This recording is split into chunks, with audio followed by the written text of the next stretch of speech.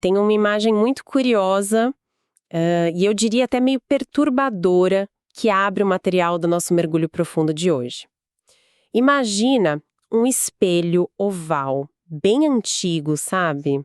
Sim, daqueles com uma moldura de madeira escura, super pesada, né? Exatamente, cheio daqueles entalhes clássicos. Só que a questão é que ele não é só um espelho. Ele também funciona como um relógio.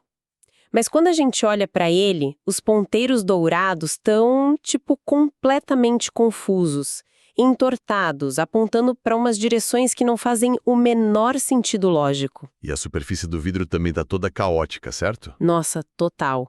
Tem pedaços de papel rasgados, recortes de manchetes de notícias, umas anotações frenéticas grudadas direto no vidro, sabe? Espalhadas sem ordem nenhuma. E aí, quando a gente tenta se olhar nesse espelho, não dá pra ver um reflexo nítido. A imagem que ele devolve tá fragmentada, né? Obstruída por esse excesso de ruído. Sim, e o tempo ali parece literalmente quebrado. É uma metáfora visual simplesmente perfeita para o momento histórico que a gente está vivendo.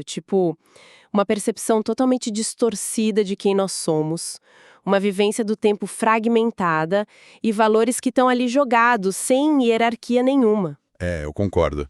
É uma representação visual dolorosamente exata do que na filosofia e na psicologia a gente chama de desorientação existencial.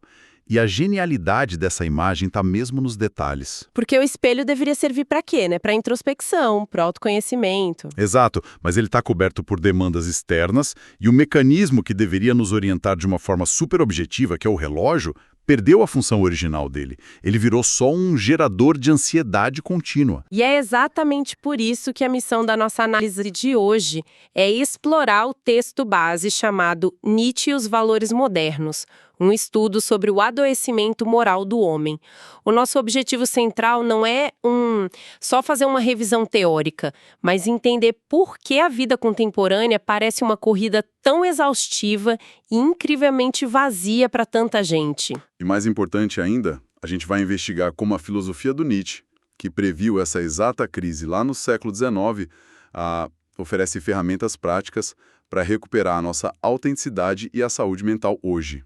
Sim, e a promessa para quem está acompanhando a gente neste mergulho de hoje é muito clara. Isso não é uma aula de filosofia abstrata, não. A gente vai usar esses textos como um diagnóstico super preciso sobre a ansiedade diária, a cultura do consumo e essas dinâmicas enlouquecedoras das redes sociais. É para revelar o que está por trás de todo esse esgotamento moderno, né?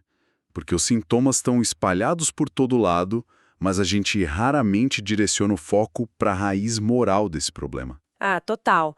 O padrão hoje é tratar a ansiedade como uma falha de produtividade. Preciso de um aplicativo para gerenciar meu tempo, ou só como uma questão química, médica. Com certeza. E claro que a biologia tem o seu papel, mas o texto argumenta que os próprios alicerces que dão sentido para a nossa vida estão desmoronando. E quando o alicerce cai, o prédio inteiro balança. Falando em balançar e em ansiedade, tem um ponto nos documentos sobre essa tal epidemia da pressa que me chamou muita atenção. Voltando àquela imagem do relógio quebrado, tem um dado alarmante lá. Qual dado exatamente? Diz que mais de 60% da população urbana relata uma sensação persistente de estar correndo contra o tempo, mesmo naqueles dias em que o volume de tarefas nem aumenta. Ou seja, a pressa descolou da realidade objetiva, sabe? Ela se tornou um traço de personalidade. Isso. E olha, eu confesso que sou culpada disso. Às vezes eu me pego andando super rápido pelo corredor do escritório com uma cara super fechada e séria, só para que todo mundo ache que eu tô resolvendo um problema gravíssimo, quando na verdade eu tô só indo buscar o meu terceiro café do dia, nada demais. Essa anedota do café é maravilhosa, porque ela ilustra perfeitamente o fenômeno. Esse caminhar rápido sem motivo é a materialização do que um material discute sobre a biologia do esgotamento. A exposição aos estímulos, né? Exato. O texto detalha que a exposição contínua a estímulos de urgência altera de verdade a arquitetura neural humana. O nosso cérebro é moldado pela neuroplasticidade.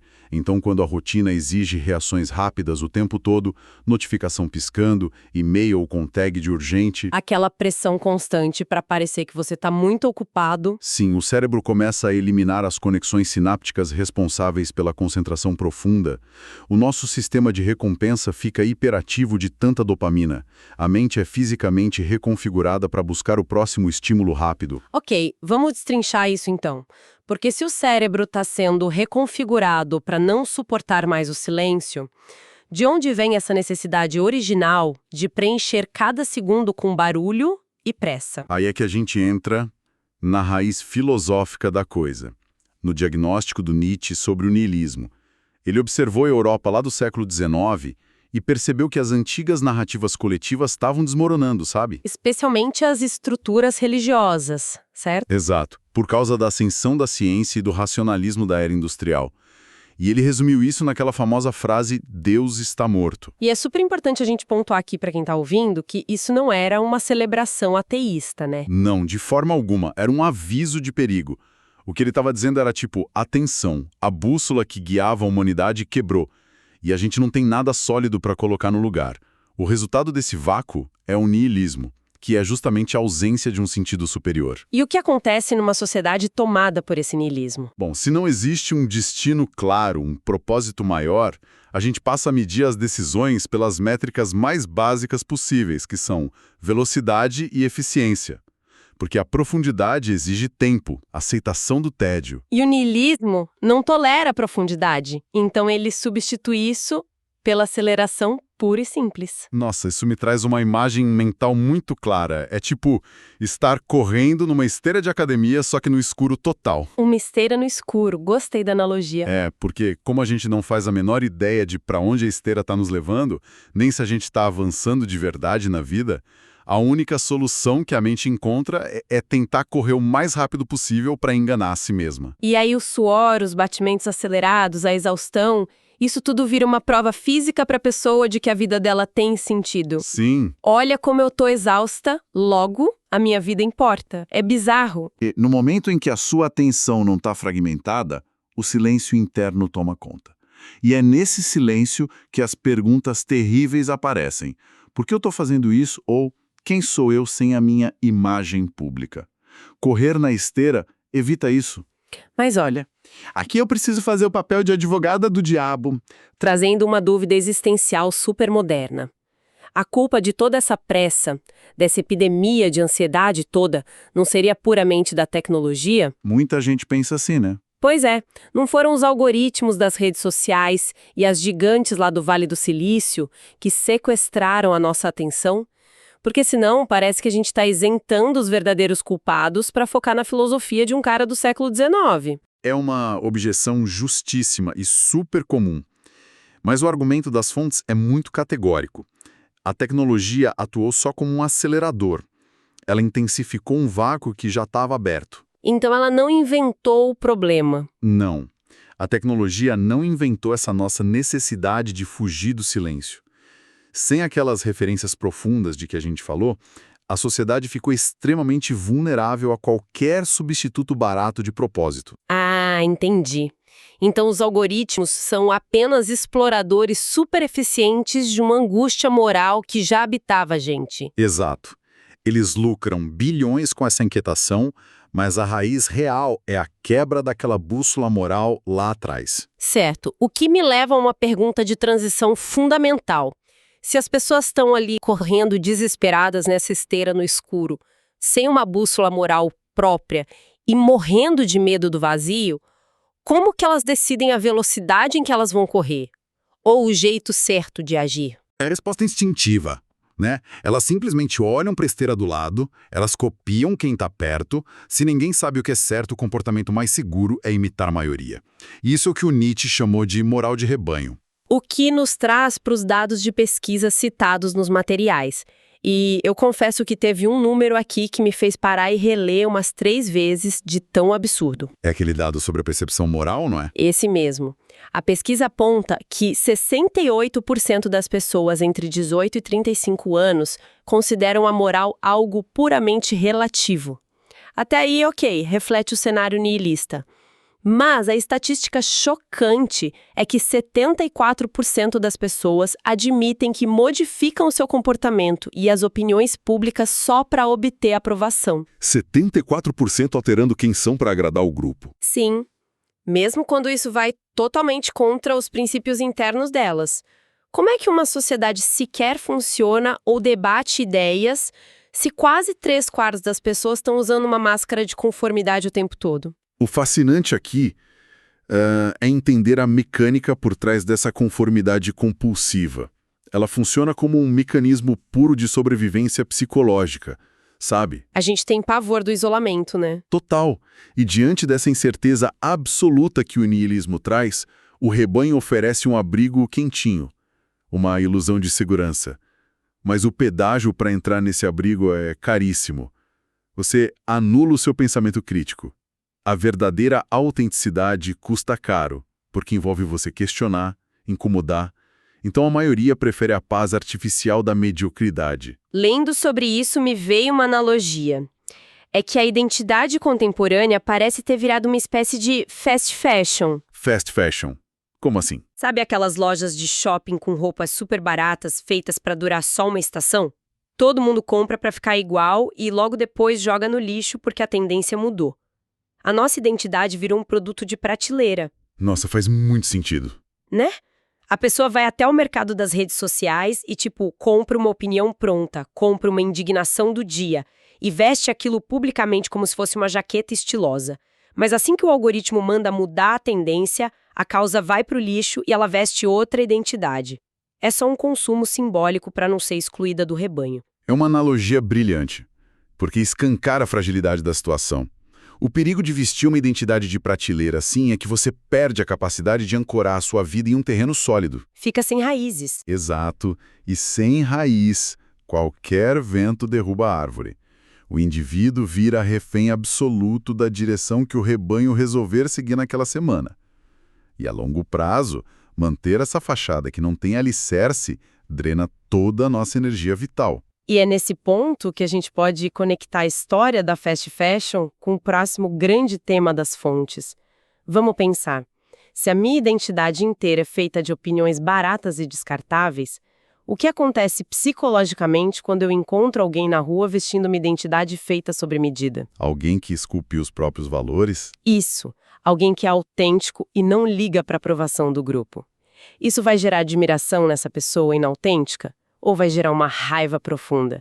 Porque o texto indica que a reação natural da sociedade de rebanho é adoecer e querer punir o diferente. Seria esse o tal do veneno do ressentimento? Exatamente isso. Quando a pessoa que vive na falsidade se depara com alguém genuinamente livre, a reação primária dela não é admiração, é ódio. Porque expõe a covardia dela, né? Sim, expõe como a identidade fast fashion dela é barata e frágil. Na leitura psicológica do Nietzsche, o ressentimento não é só ficar chateadinho por uma injustiça pontual. É uma estrutura mental muito doente. Ele nasce de uma impotência crônica por não conseguir afirmar a própria vida. Como o ressentido não tem força para criar seus valores, ele usa o julgamento como arma, é isso? Perfeito. Ele transforma a impotência dele em uma arma. Ele passa a condenar no outro a força e a liberdade que ele mesmo não teve coragem de buscar. A fraqueza passa a ser vendida como a maior virtude moral que existe, e a independência vira o maior dos pecados. Tem um estudo da USP, a Universidade de São Paulo, que o material menciona que ilustra isso de uma forma muito assustadora. Eles analisaram o comportamento digital em protestos recentes e descobriram um aumento de 41% nas campanhas públicas baseadas só em acusações morais. Campanhas focadas em destruir a reputação de alguém, certo? Exato, o famoso cancelamento puro e simples. Mas o detalhe crucial é que essas campanhas não apresentavam, em momento algum, uma única proposta concreta de melhoria ou de reparação. Era o julgamento pelo prazer do julgamento. Mas, preciso de novo ser advogada do diabo aqui. Apontar o erro dos outros publicamente não seria uma forma válida de buscar justiça e corrigir a sociedade? E essa é a camuflagem mais genial que o ressentimento moderno usa. Ele nunca vai chegar para você dizendo: Eu te odeio porque tenho inveja da sua liberdade. Ele usa uma máscara bonita. Ele veste a toga da justiça social, da compaixão impecável. O Nietzsche foi implacável ao arrancar essa máscara. O ressentimento é a moral de quem não consegue construir nada no mundo real. Então a única forma de exercer algum poder é destruindo e cancelando a atitude dos outros. Então a meta não é resolver um problema real. Raramente. A mecânica por trás da cortina é rebaixar o outro para que ele se sinta tão impotente quanto quem está acusando. É nivelar todo mundo por baixo. O fato de o estudo da USP mostrar essa ausência de propostas é a prova definitiva de que o alvo é punir a vitalidade alheia, não evoluir a sociedade. Uau! Olha, é um diagnóstico denso e chega a ser desconfortável de escutar, né? Porque força a gente a olhar para as nossas próprias motivações na internet. A gente corre no escuro, copia os outros por pânico de ficar de fora e usa a capa da justiça para destruir quem desliga a esteira. Mas, e esse é um grande mas, Tem uma saída para isso. na nossa pauta. Se a moral de rebanho e o ressentimento são um adoecimento moderno, qual é a cura? O texto aponta para tal da vontade de potência e para a ideia de superação. Mas rola um mal-entendido absurdo sobre o que é a vontade de potência, né? Com certeza. O maior erro de interpretação da história da filosofia, talvez. A intuição da maioria da galera é pensar em, sei lá, força bruta, ser um ditador, ou aquele chefe abusivo e maquiavélico que esmaga os colegas para subir na empresa. Mas associar a vontade de potência à dominação de terceiros é deturpar totalmente o conceito.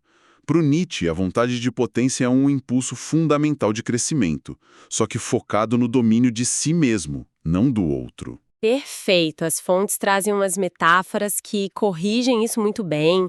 A analogia não é o ditador. A analogia é o artista incansável que passa noites em claro no estúdio, lutando contra as próprias limitações para refinar a arte dele. Ou o cuidador de uma família, né? Sim, um pai ou uma mãe que, mesmo diante de um cenário de exaustão e dor, tira forças não sei de onde para transformar esse sofrimento em sabedoria, criando um ambiente para o filho se desenvolver, é a coragem implacável de esculpir o próprio caráter.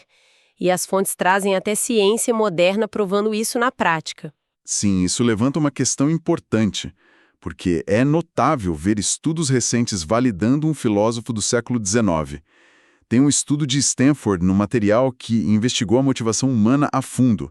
Eles rastrearam marcadores de estresse de milhares de alunos. E o que eles descobriram? Aqueles alunos que alinhavam os objetivos a metas internas, tipo o desejo de dominar uma habilidade pelo simples prazer de aprender, que é basicamente a vontade de potência, tinham altos níveis de satisfação e resistência ao estresse. Enquanto os alunos motivados pelo rebanho, Exato. Os que buscavam nota para impressionar ou evitar punição viviam com picos de cortisol e taxas altíssimas de esgotamento. e tem também aquele estudo clássico de Harvard sobre felicidade e desenvolvimento humano. Esse mesmo. Eles descobriram que as relações mais transformadoras não eram aquelas em que as pessoas só concordavam com tudo para manter uma paz superficial. As relações fortes eram baseadas no desafio recíproco. Aquele amigo raro que fala a verdade e exige que você melhore, né? Exato. Isso é a vontade de potência agindo nas relações sociais. E isso nos leva à figura do Übermensch. É uma palavra alemã que assusta um pouco e muitas vezes traduzem mal como super-homem, o que faz a gente pensar logo num herói de quadrinhos. Mas o material fala que a tradução madura seria a superação do homem moderno. Se a gente fosse traduzir o Übermensch para o mundo de hoje, na prática, como seria essa pessoa? Olha, traduzindo para o nosso contexto, seria aquele indivíduo que finalmente tem a coragem de assumir a responsabilidade total de ser o autor da própria vida. É quem parou de terceirizar a culpa. Mas isso não cai do céu, exige método, né? Exige muito método. Não é pensamento mágico. O texto fala em criar o hábito da escrita reflexiva ou autoanálise, sabe? Para criar espaços de silêncio e desvendar os próprios pensamentos fora do ritmo frenético do algoritmo. E exige desenvolver uma tolerância imensa à incerteza. Porque viver fora do manual do rebanho é estar num mar incerto, não tem jeito. Total.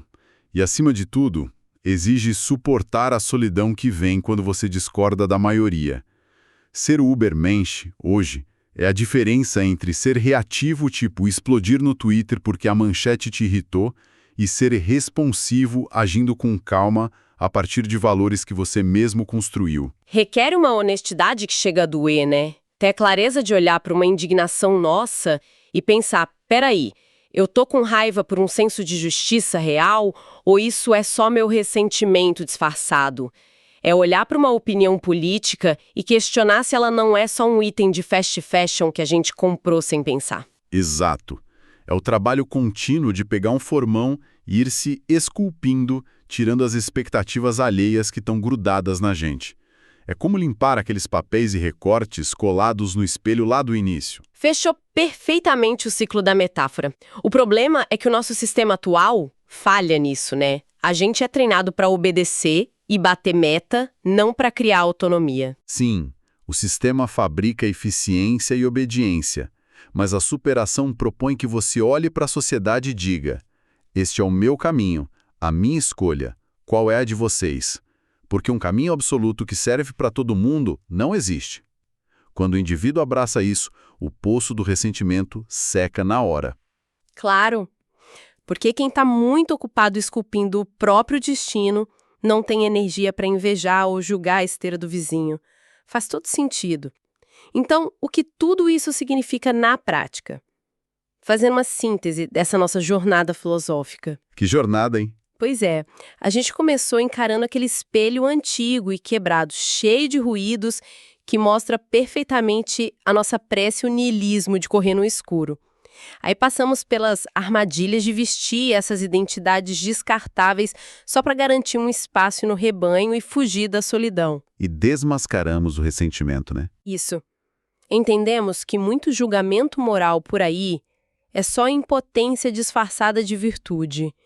E, finalmente, iluminados por dados científicos super recentes, chegamos no antídoto, que é cultivar a vontade de potência. Lapidar os próprios valores, desafiar a conformidade e virar de fato o autor da nossa existência. E se conectarmos tudo isso a um contexto maior. A lição que fica, a mais transformadora desse material, é entender de onde vêm as verdadeiras revoluções. Que não caem do céu. Não mesmo. A reconstrução da saúde mental e moral da sociedade não vai vir de uma nova lei, de um político carismático ou de um aplicativo revolucionário. A mudança real é silenciosa. Ela só acontece quando milhares de pessoas decidem, no dia a dia delas, não serem mais falsas. É tipo decidir segurar o dedo e não repostar uma opinião que nem entende direito. Exatamente. É a disciplina de não atacar o outro só pelo reforço de dopamina do seu grupo. É suportar o desconforto de abraçar a sua própria incerteza.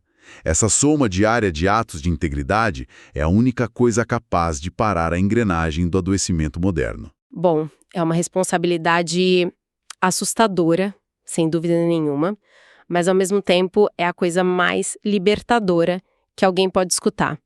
E, para encerrar de vez o nosso mergulho de hoje, eu vou deixar um desafio, uma reflexão para quem está nos ouvindo, pensar durante o resto do dia. Manda ver. Se todas as regras morais, absolutamente todos os manuais de conduta que te ensinaram desde a infância, fossem magicamente apagados amanhã de manhã, e não existisse mais nenhum chefe, nenhum algoritmo, nenhuma rede social e nenhum grupo para impressionar ou temer, qual seria o único e verdadeiro princípio escolhido para guiar a vida a partir de agora? Fica a reflexão.